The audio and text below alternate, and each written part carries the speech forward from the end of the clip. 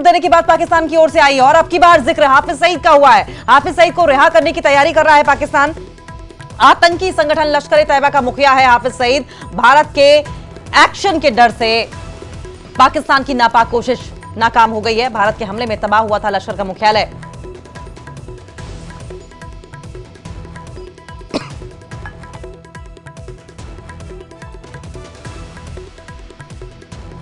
तो breaking news ये है कि आतंकी संगठनों को खुली छूट देने पर विचार कर रहा है पाकिस्तान। हाफिज सईद को रिहा करने की तैयारी कर रहा है। सवाल यह भी है कि आतंकियों का सहारा क्यों पाकिस्तान को लेना पड़ रहा है? क्या पाकिस्तानी सेना खुद में भारत का मुकाबला करने में सक्षम नहीं है? आतंकी संगठन लश्कर-ए-तैयबा का मुखिया है सईद और भारत के एक्शन के डर से पाकिस्तान की नापाक कोशिश में लगा हुआ है। पाकिस्तान के हमले में तबाह हो गया था लश्कर का मुख्यालय। हमने आपको तस्वीरें भी दिखाई थी। लेकिन सवाल यह भी है कि जिस तरीके से आतंकियों को रिहा कर रहा है, आतंकियों को एक्टिवेट कर रहा है पाकिस्तान, क्या मकसद इसके पीछे हो सकता है? यह जानकारी निकलकर सामने आ रही है कि एक बार फिर से हाफिज सईद को एक्टिवेट किया जा सकता है। और यह जानकारी मिल रही है कि भारत द्वारा पाकिस्तान में जिस तरीके से आतंकवादी प्रशिक्षण केंद्रों पर स्ट्राइक की जा रही है, अब जितने बड़े आतंकी सरगना हैं उन्हें खुली छूट देने की बात पाकिस्तान कर रहा है। ये देखिए, ये लश्कर-ए-तैयबा का मुख्यालय है जो कि भारत के हमले में तबाह कर दिया गया था।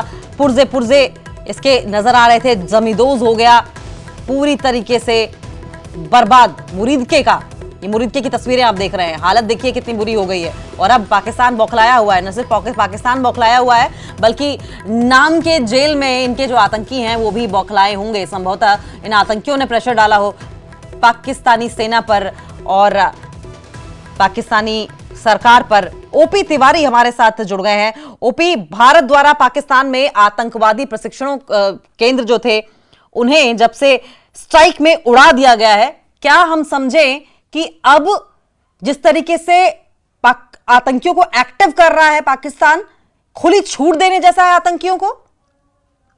समझ लीजिए कि पाकिस्तान में जब से वहां पर टेररिस्ट ऑर्गेनाइजेशंस पर जो है भारत ने स्ट्राइक की है, तब से पाकिस्तान पूरी तरह से बौखलाया हुआ है। और उसकी बौखलाहट कल उस समय खुलकर और भी सामने आ गई जब कथित तौर पर जेल में बंद हाफिज सईद की तरफ से एक याचिका लाहौर हाई कोर्ट में डाली गई है, जिसमें जमात-उद-दावा के कुछ अन्य नेताओं ने और हाफिज सईद ने लाहौर हाई कोर्ट में याचिका दायर कर उनसे ये अपील की है कि कई वर्षों से जो आतंकी फंडिंग के मामलों में उनको सजा सुनाई गई है, वो सजा पूरी तरह से रद्द कर दी जाए।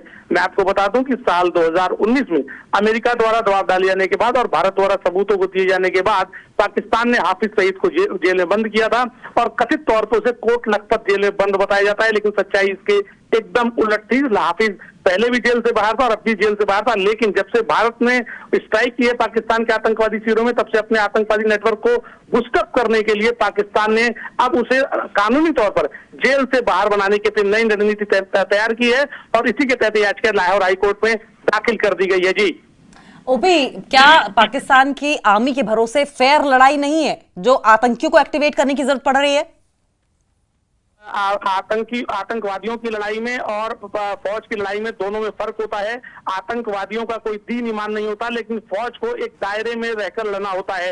लिहाजा फौज अपने आप जो है वो सामने नहीं आना चाहती। पाकिस्तान की फौज कभी भी सामने नहीं आई और आतंकवादियों को लंबे समय से वो आगे करते रही है।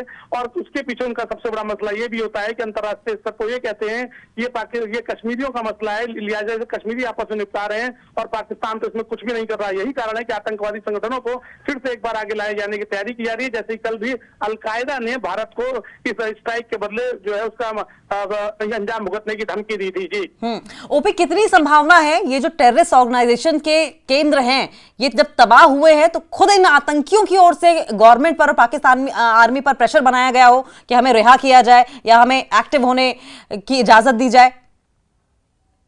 वहां पर जितने भी 9 बड़े आतंकवादी सेंटर थे उन सबको भारत ने स्ट्राइक में तबाह कर दिया। उसमें जो मौजूद आतंकवादी थे उनको स्पष्ट तौर पर कह दिया गया कि वो आबादी वाले क्षेत्रों में चले जाएं और इसके साथ साथ ही वो अपने घरों को वापस लौट जाएं। उनके जो बड़े आतंकवादी लीडर्स हैं, वो बड़े बड़े जो पाकिस्तान की कोर कमांडर्स के हेडक्वार्टर्स हैं, वहां पर मौजूद हैं। यानी कि कोई भी जो है आतंकवादी सरगना वो अपने आतंकवादियों से मिल भी नहीं पा रहा है। ऐसे में आतंकवादियों का मनोबल पूरी तरह से टूट गया है और अपने आतंकवादियों का मनोबल ऊंचा करने के लिए, क्योंकि पाकिस्तान को अच्छी तरह से पता है कि सेंटर से इतनी जल्दी नहीं बन सकते, लिहाजा अगर एक बार हाफिज सईद जैसे बड़े नेताओं को सड़क पर ला दिया जाता है तो आतंकवादियों का मनोबल पाकिस्तान में एक बार फिर बढ़ सकेगा। इसी को लेकर पाकिस्तान ने अपनी रणनीति बनाई है जी। लेकिन ओपी, आपने कहा रिहायशी इलाकों में जाने की बात की है, तो क्या इसका मतलब यह है कि पाकिस्तान इंडियन आर्मी के खिलाफ अपने आतंकियों को बचाने के लिए अपनी ही आवाम को ह्यूमन शील्ड की तरह इस्तेमाल करना चाहता है?